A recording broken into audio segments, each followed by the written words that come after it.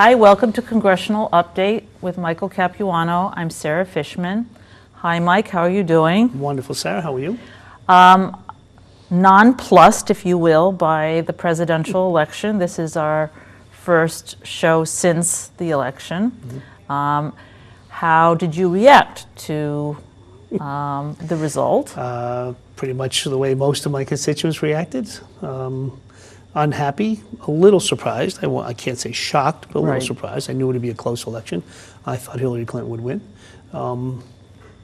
Not so much surprised about the results here, but surprised in some of the Midwestern states, and no different than anybody else, Pennsylvania, Michigan, Wisconsin. But the cards have now been dealt. So you wrote in one of your e-newsletters that you had people coming to your office before it opened. What were they saying? What were people saying to you? People are upset. I mean, this turns out, it was a tough election. I knew that. But all elections are. I mean, all elections are emotional. This one ended up, I didn't realize how many people would have emotional, visceral emotional reactions to Trump winning. And what did you tell them? That this is what a democracy is all about. I mean, there's nothing I can do about it. I support the Constitution. I support the concept of democracy. I know that there's flaws in it, but it is. And we all knew the rules. We all knew what the consequences were. And now we'll see. I mean, sometimes you win an election, sometimes you lose. We've just lost. So Hillary won the popular vote, it looks like. So does that say anything about our system of electing people? Sure it does. It raises questions again. I mean, I don't think it's a problem looking at it. You're trying to get rid of the Electoral College. It was put in, I won't say why it was put in, but to me it always struck me as a useful thing because each state has a different way of counting ballots. And after the Florida debacle during the Gore-Bush election, I think that proved a point. Here in Massachusetts, we're used to having a pretty good electoral system with the optical scanner machines. Pretty much everybody has, I think. Those are pretty accurate. They don't change in recounts. They leave a paper trail so you can have a recount. They're a pretty good machine, and they've proven accurate now for, at least in Somerville, almost 30 years. And the rest of the state now has them. The problem is they don't have them in all states. Well, should there be some universal system? Yes, they should. As a matter of fact, right after the Florida one, I don't know if you remember this, right after the Florida one, the federal government passed a bill, I don't remember how many billions of dollars to help states upgrade. I voted against that bill. I voted against the bill not because I didn't think it was the right thing to do, but because it did not require what you just suggested. It allowed states to go out and get, again, different but still equally bad machines. Had the bill required an optical scanner that met certain federal standards, I would have voted yes. The concept was right. But it didn't, and here we are again. So I think the question is fair. I'm not sure that I am immediately ready to say that the machines across the country are now so reliable that I trust them. Number one. Number two, the last thing I want to do right now with Donald Trump in the White House and Republicans running the House and the Senate is to open the Constitution for amendment. So for me, I understand the concept. I think I agree with getting rid of the Electoral College at this point in time, especially if we could tweak those rules about machines. But the last thing in the world I want to do right now is open the Constitution for amendment for any reason. So therefore, I will suffer through with the system we have. So what does it say to people in the Democratic Party that this loss occurred? What message? It sends different messages to different people. My hope is it says, see, this is serious. My hope is it says to some of my more perfectionist Democrats that when you seek perfection, you'll lose. And the consequences of losing can be dire. We'll find out. There are a lot of people, look, we had a tough primary, a lot of Bernie Sanders supporters whom I like and respect. Most of them ended up voting for Hillary Clinton, not because they love her. I didn't love her. But given the choices, I thought she was the best candidate. But there were a handful who didn't, and I don't know if it was enough to have turned the election, but there were 10 states. Had there been no third-party candidates, there were 10 states. If all the people who voted for the third-party candidates had voted for the person who lost, it would have switched 10 different states, 5 to Trump and 5 to Clinton. And Clinton would have won with the Electoral College. So I don't know. So do you think that's why she lost? No, I don't know. I don't know enough. You'd have to do all the exit polls to see if the Johnson, Weld, and Stein votes were enough. Were they coming from Clinton? Were they coming from Trump? And I don't know enough about it. So what was the immediate cause or causes of the result? of why she lost? Well, I think she was a flawed candidate from the beginning, number one. Number two, Trump tapped into something that was visceral, that people didn't, that our people didn't hear. And those of us who heard enough of it, let's stop and think about it. The last, give or take, several weeks, if not month of the campaign, he talked about jobs and he talked about his message of divisiveness and other things, but he stayed on his message. Hillary Clinton talked about nothing other than he was disqualified. So not many people are here, but I think enough people went to the polls that day and said, you know what, yeah, I know he's lousy, but so's she. And so therefore, yes, he's disqualified, but so is she in my mind. And the only one talking about things that impact me is Donald Trump. She's only talking about him. And I think that's a mistake. Democrats, when they lose their message or when they provide a message that is right, but is not broadly focused or is divisive in itself, I think that's a problem. And I've been saying that for a long time now. I think that our substance is right, the way we deliver it is not, and hasn't been for a while. So I'm not sure where to go next because there are so many possibilities. Neither am I. What do you think will change the quickest? What area of government or governance? Where do you think we'll see the most change? I think you're going to see it across the board, and I think that's what people don't understand. Some of the big ones, for the sake of discussion, the ACA, I think that they now are going to be required to make major changes to it. They're stepping back a little bit from repeal, and now they're talking about amend, and that's fine, but they're going to make major changes to it. After Trump met with Obama, I think Trump said he wanted to preserve the pre-existing condition rules and of course, because those are things that the average person has no idea what the healthcare, what Obamacare did. I understand that, I respect that, but the things that they liked about it, if they're all of a sudden gone, their 25-year-old child who graduated college is now no longer has health insurance again, they're going to be very upset. So I think that Trump's not stupid. He's a lot of things, but he and his people are not stupid. They don't want to take those things away, but they will still do enough to undermine it. I think the biggest changes, if you want the truth, it'll be in some of the big stuff, but it's going to be in 1,000 little things you don't see until they're gone. Like what? Labor rights, abortion issues. They're not going to come in and get rid of Roe v. Wade. That's not going to happen tomorrow. But what they will do is slowly change some funding things throughout the state. They will change their interpretation of what the federal role is in this little law in Texas and that little law in Arkansas, or whatever it might be. The Attorney General may not be so quick to challenge a state that does make some changes. And little by little it's going to happen. I don't think Roe v. Wade will ever be repealed, but I do think that it'll be whittled down to virtually nothing over a period of time. And that's just one example. I think the same will be true in the environmental rules. I think it'll be true in the consumer protection. They've tried to repeal the CFPB now that we put in under Dodd-Frank. That Elizabeth Warren advocated for. That we've done for years. And they tried to repeal it now since day one. They don't need to repeal it. All they need to do is put Genghis Khan in charge of it. Whoever. They'll put somebody in charge of it who makes different interpretations or doesn't make any interpretations at all. Says, yeah, that's fine. There's no consumer problem there. And the effect is just as bad as repealing it. So I think that what they're going to do is probably more problematic than what I actually would prefer they come in and repeal the CFPB and repeal the SEC laws. Because it's more transparent? It's open to public understanding better. But if they come in and they change, they change section 485, subparagraph 6, the average person won't understand it, won't see it until 6 months later. They'll say, well, what happened? Why did I just get screwed on my mortgage? And then it'll have to be explained. So again, they're not stupid. They are wrong. I have to be honest, there's also a small part of me that hopes that all of this concern ends up to be not much.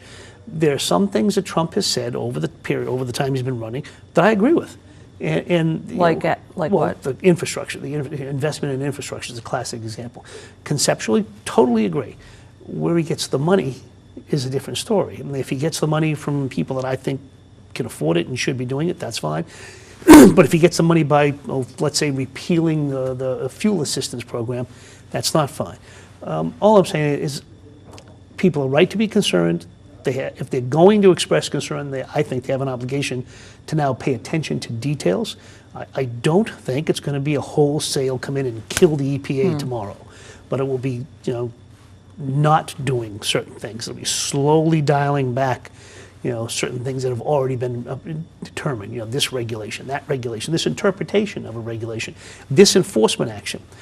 Like everything else, you could have a speed limit that is 60 miles an hour, but if nobody enforces it until 80, then everybody's going 80. And that's kind of what he could do with everything. He could have the EPA regulations for the sake of discussion, but if the EPA and the Attorney General don't enforce them, well, what difference does it make? So I think people need to be alert, need to be aware, and need to understand that this is going to be, I fear, my biggest fear is a death of 1,000 cuts, as opposed to massive, broad stroke, mayhem. One Somervillian told me that a friend of her daughter's was trying to figure out what to do after college, and after this result it said law school, because of things I think like that, where you need to be very honed in on. It might be, but I also think it's politics. I mean, people have to understand, and here's a concern that I have. We have an election in 2 years. The entire House of Representatives is up, and 1/3 of the Senate is up. Things can be changed then. If people really don't like the direction the country goes in the next 2 years, I know some people are not willing to give Trump a chance. The majority of people are. Whether you like it or not, that's what's going to happen. My question is, what are you going to do about it in 2 years? If you like it or don't like it, will you show up in 2 years? You're going to say, oh, I don't vote for House elections. I don't vote for Senate elections. I don't even know if we have a Senate fight in Massachusetts in 2 years. But guess what? It matters. If worse, at the best case scenario, no, we can't get rid of Donald Trump for the following 2 years, but we could render him significantly less dangerous if we change the House to Democratic, or change the Senate to Democratic, or change both. There were 2 Democratic seat gains in the Senate, right? Yes, 2. So, and if there were, say, 3 or 4 more, then... The problem is what seats are up. Now, in the Senate, it's not all seats. In the House, it's all seats. Right. And we do have a problem with redistricting. I think, again, the Democratic Party was playing 50,000-foot politics as opposed to street-level politics for the last 30 years. They've kind of given up on or ignored street-level politics. It's getting state representatives elected, getting state senators elected. Again, but I thought that was part of a larger plan to control gerrymandering or control It was by the Republicans, and they did a good job with it. Right. And Democrats kind of ignored it. They poo-pooed it. What do we care who the state senator is in downstate Illinois? Well, the answer is most of the time we don't, but once in a while we do, and when it comes to redistricting, we should a lot. I know now people want to say, oh, let's reform gerrymandering, redistricting everywhere. Good luck reforming it in the states that we need to change. Right. You might be able to reform here in Massachusetts, but we don't have a problem here. The problem is in states that we can't change. So, it's like I want people who agree with me philosophically to get back to the world of politics as it is, and to understand, okay, here are the rules, here's how we can really change things, and the rules may not be fair. So what does that look like on the ground? What it means, for the sake of discussion, getting involved with I don't know exactly what states, getting 2 more state senators elected in Pennsylvania, so that when redistricting comes, we have a Democratic governor in Pennsylvania. He's going to be under attack. I understand, he's a little bit weak. Democrats around the country should do everything we can to help reelect him. And I'm using that as an example. I don't know where the fights will be, but those of us who are active and those of us who claim to care, you can't change much if you just stay within the borders of your own world and the borders of Massachusetts. You have to understand that, yes, maybe a $25 donation to me is not as important as a $25 donation to the person running for governor in Pennsylvania. And I'm not sure which races those are going to be. I really hope that the National Democratic Party finally pays attention to those things, so that not only are they paying attention, so they can educate those of us at home who want to be involved. So who do you think will be the next chair? I don't know. Isn't there a representative? There's several people running, and here's my problem. I want the most effective person I can get. I want the guy or woman. I was using generic, that's why I hesitated. I use the term in a non-gender way, but I know it's a gender term. I get it. I want the person who is the best qualified person. I don't mean on paper who went to school for it. Right. I mean somebody who's proven to me that they understand the national strategy, that have the right focus. If they want to talk to me about, Section 47 of the platform, that's the wrong person. If they want to talk to me about, State Rep District 45 in Montana, that's the right person. Because that's the only way we're going to get back. That's how we got into the majority for 40 years. That's the only way we're going to get back. The ideas segment of the Democratic Party is fine. We have our differences, but in general, it's fine. The American people agree with us. We were beating Trump on every single substantive issue, but in the final analysis, we lost. Why? Because the way we talked to the American people, the things we talked about, the way we presented our issues was wrong and has been wrong for a long time. What about Nancy Pelosi as continuing in her position we have a vote the Thursday after Thanksgiving. Are you going to support her? Don't know yet. I want the best person. Nancy Pelosi has been great on certain aspects. I don't think she has listened to the things I just talked about. And I've had those discussions with her. I'm not sure that anybody else can do a better job. And again, like I said, I supported Hillary Clinton, not because she's perfect, but because she's the best candidate. We'll see. When we get there, and I'll decide at the time who is the best candidate for the things that I want. And it won't be anybody who's perfect because I don't know that person exists. So now there was this letter that over 150 House members signed asking for Trump's appointee of Steve Bannon as chief White House strategist to rescind that appointment. You signed that. Everyone in the delegation from Massachusetts, I think, signed it.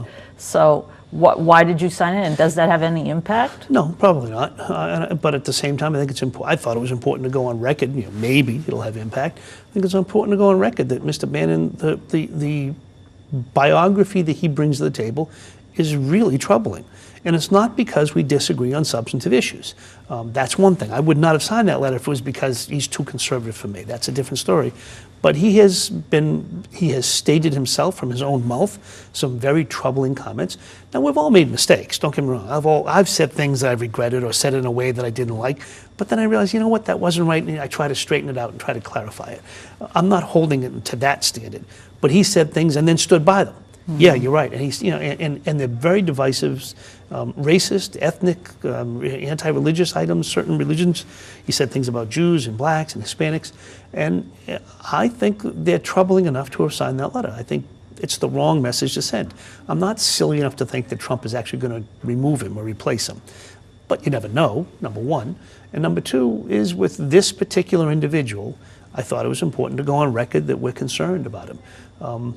Now, my hope is that, maybe the things he has said since that letter has come out, again, I don't agree with his philosophy, but at least his approach has been much better. We'll see. So in general, how different will the campaign rhetoric be from the governance in the new administration? I mean, it's already sort of become a little less alt-right, hasn't it? Well, again, words are cheap. Right. And ask me the same question come June of next year. We'll see. I have the exact same question. It's the most important question you can ask. It's also the one that is least capable of being answered at this point in time. Yeah. We're about to get to a stage in his career and in the politics where words no longer matter and actions matter. So that if they come in and they actually do, ban all Muslims, we'll know better. If they don't, we may be satisfied, but then now the other side reacts, and I don't know what I think the next 6 months or 8 months actually are going to be very interesting politically, very dangerous for the country potentially, very divisive potentially, but certainly very revealing. I think in the next 6 months, based on what they do, not what they say, because you're right, they've changed a lot of their rhetoric. Oh no, we never really meant to ban all Muslims. Muslims only from certain countries. Well, what about, in my office, there's a lot of immigration work. We have tried to help, for the sake of discussion, some of the smartest people in the world from Iran come here. Right. And they're not terrorists. And by the way, those are exactly the people we should embrace. Of course we want them here. And we want to keep them. If I could have my druthers, just because they're from Iran, they can't come, even though they're brilliant and they're all pro-democracy and the Ayatollah hates them. I mean, we're not there yet. The rhetoric raises questions. It doesn't answer them. It's and very we'll see. strange to hear someone refer to something that strongly stated as a campaign device, which I believe one of Trump's close people used as a description. And It is. A device, though, it just sounds so... But guess what? It worked. I mean, you could argue all day long about what's good and what's bad in the world, but he won an election. Right. So guess what? He's smarter than us. He was right. We were wrong. And if that's how they see it, I might see it the same way. Now the question comes, do we want to engage in similar devices? I hope the answer is no, but that doesn't mean we don't have to change what we do. I mean, I give you a classic example. For me, Democrats have wrapped themselves around, I think appropriately, the concept of equal pay for women. I think it's a perfectly good example of a substantive issue where we are 100% right. But the way we've delivered it has been 100% wrong, in my opinion. What do you mean? I've had this discussion with Nancy Pelosi and other leaders of the women's movement, so to call. Like, why do you put it that way? When you put it as a woman's issue, first of all, you presume that I don't care because I'm a man. Right. It's like, I have a wife who's a CPA. You think I want her paid 70 cents on the dollar? I don't have any daughters, but if I did, do you want me to? That's crazy. It is a woman's issue, but I didn't do it. I didn't make it bad. Right. And I'm on your side 100%. So therefore, yes, it's a woman's issue, but find a way to let the men who are with you feel like I'm part of the solution, not part of the problem. And the words on our side have never done that. The words have been, it's a woman's issue, and men are this, and women are that. Like, all of that's correct. But guess what it does to me? I've had a long record on women's rights. I'm very proud of what I've done on these issues. I'm very proud of where I stand. I'm very firm on them. Why can't I be part of the solution? And I did the same thing when I'm chairman of the Sudan caucus. When the genocide in Darfur was happening, some members of the Congressional Black Caucus wanted to jump. I said, guys, if you make this into a black issue, it is, because you're right, it is black people being massacred. If you do that, it becomes number 487 issue of black issues in America. It's a genocide. It shouldn't matter who's the victim of a genocide. It's not, I'm not doing it because they're black or because they're African. For me, I don't care who they are. I don't care what their religion or what their ethnicity or their race. No group should be subject to a genocide. And if you got to be careful how you present that to the world, I think. And it's the same thing here. And I'm just using those as examples. When you're right, that's a place to begin. But you don't have to be elitist and superior and exclusive in the being right, because you'll lose. And those issues we care about just lost. Not because, but one of the reasons is because when we talked about them, we didn't talk about them in a way that the average American could hear that they too were part of the solution. Do you think that Democrats relied too heavily on big ticket donors and that Trump was at an advantage and not? No. In the final analysis, I don't know the numbers. I think Democrats had more money than Republicans. I don't know that. No, I mean, look, the amount of money. Some people have said that was part of what. The amount of money that goes in is obscene, and we should, again, we should really do some changes in that. The whole concept of changing to small dollar things, there are only, I don't remember the number, something like 2% of the American public ever donates to any politician. It doesn't matter what level, $5 or $1 million. It's only 2%. 98% of us don't donate. And that being the case, make all the changes you want. That's going to make it harder to affect change at the state level if it's... I think that's the wrong focus. I know that some of my people on the left don't want to hear it, but they keep arguing about it. And mine says, show me the last reform that actually pushed forward the issues we care about. And I can't think of one. Every time we reform campaign finance, we lose more elections. And they raise more money. So you're not wrong. But I'm not in a high school debate. I'm not in a college academic class. I'm in the real world, and in the real world, it's the wrong focus. The focus is on winning elections so that we can accomplish the goals we say we want to accomplish. And I think if more people put their focus on that, than all the little things around the edges that are important, but they're just, it's the potatoes, not the meat. And I'm sorry, I focus on the meat. So you said death by 1,000 cuts for changes, but what about Trump and his personality and the type of individual he will be as commander-in-chief. I have had some friends who have asked me to ask you, what are the checks and balances with everything being Republican? And I would ask the same question if everything were Democratic. Yeah, sure. What are the checks and balances? They're minimized. I mean, the House, here's the deal. In the House, a simple majority wins. They have a majority. They will win every major vote because Republicans stick together. Democrats do not. We are white Democrats, black Democrats, Hispanic Democrats, women Democrats, gay Democrats, liberal Democrats, conservative Democrats. You don't hear that in the Republican Party. They are Republicans.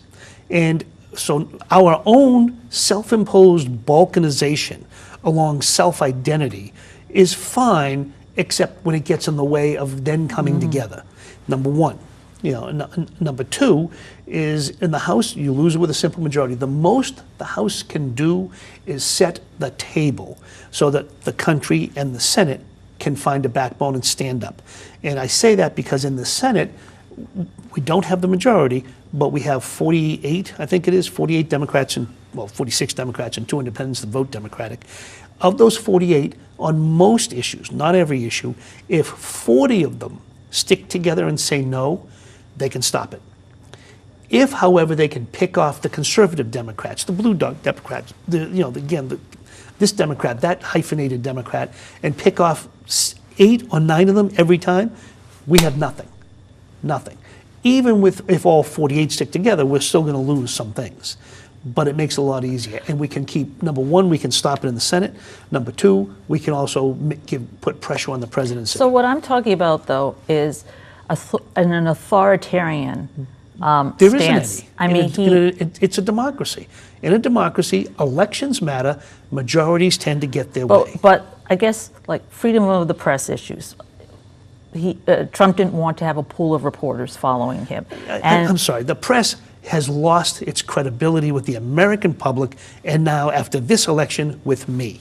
They complain about Trump. They created Trump, and they encouraged him for every step of the way. 6 months ago, for the first time in my life, as a 64-year-old man who's been involved in politics almost all my life, I never once saw a presidential town hall meeting in Podunk, wherever it's state, televised in its entirety until the press allowed it to happen with Donald Trump. So they can complain about it all day long. They are part of the problem as a whole. And then on top of it, then Trump dumps on them, and they love it. So I don't know that the press, first of all, it's changing. The media is changing. We no longer have 3 stations. What do you think about the fact he tweets all the time? I don't have a clue. It seems to work. Maybe we Is need it to more tweet. transparent? No, it's more entertaining. Okay. I don't think it's transparent at all. It's entertaining. And he's willing to say a lot of things that a lot of politicians are not willing to say. You've known me for a long time, sir. How many times have I gotten in trouble for saying things that no one else will say, yet they're thinking? The answer is a lot. And when it happens to me, I get in trouble. When it happens to him, people love it. So why do you think that is? I don't know why it is, because... Is he just good at using media? He's excellent at it. He really understands. He has spun the media to a fairly well, and they have allowed it. And again, obviously not every single person in the media, but in general, there's unequivocal, no question. How could he have gotten away with what he did? How could he have gotten... He can generate more news. He generated more news this weekend on a tweet about Mike Pence going to a play than was generated in his Trump University settlement. And the press allowed that to happen. They ran right after it. It's just stunning to me. Okay, I happen to think that it was inappropriate what they did with Mike Pence. What do you mean, the cast at Hamilton? But it's a tiny little thing. It's like this big. And yet, a settlement to Trump University, thousands of people got screwed. Oh. And now he's by Donald Trump. And now he's a president, and it was barely a mention anyway. It's item number 47. I think that's why some people think there's this slippery slope. I don't want to say toward dictatorship, but toward a very authoritarian... The American people are allowing it. So do you think that'll happen more so? I don't know. I hope not. Look, I didn't like the Patriot Act for that very reason. I don't like the way that the presidency is going on. I think democracy is messy because there are so many voices involved. But when you give up your voice, when you allow others to get away with stuff, when you intentionally say, yes, the Patriot Act is okay, or yes, the media is, if you do that, you're giving up your democratic rights. Again, it is messy, but a dictatorship is so neat and comfortable and foursquare. It's just, it's always been intriguing. That's why they had kings and queens for 10,000 years. And democracies have always struggled. And I hope that we are not sliding that way. But I have similar fears, but they're not new. And Donald Trump is not the new guy. I mean, he's the newest one. He's not the first guy that made me concerned about this. Mm-hmm. So do you have any predictions? What will happen first? How soon will a Supreme Court nominee? Immediately. They'll have a Supreme Court nominee probably in January, February at the latest. Mm-hmm. Now, whether they get confirmed and how far, I don't know. Like that, but they'll have a nominee right away. And it will be a nominee that we won't like. Okay. On that note, this has been Congressional Update with Michael Capuano. Have a good day.